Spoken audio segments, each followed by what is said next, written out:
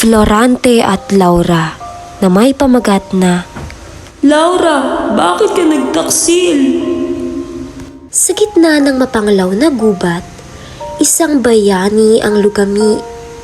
Si Florante, ang tagapagtanggol ng Albania, ang anak ng isang tapat na duke, at ang mangingibig na ngayoy bilanggo ng sariling gunita.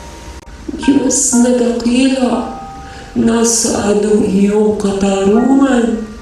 Bakit hinayaan mong ang Albania ay malugmok sa kamay ng buhong na si Adolfo?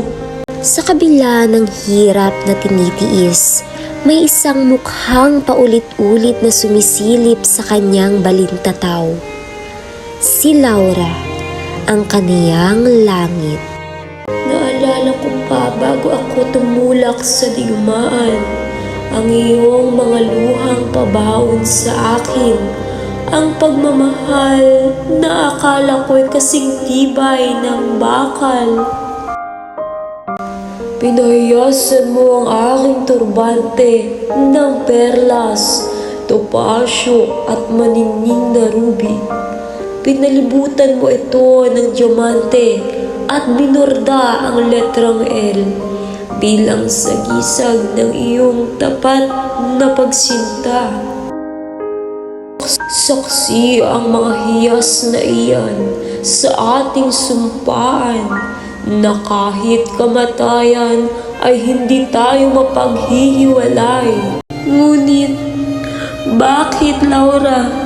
Bakit mo hinayaang agawin ng taksil na si Adolfo ang iyong pag-ibig?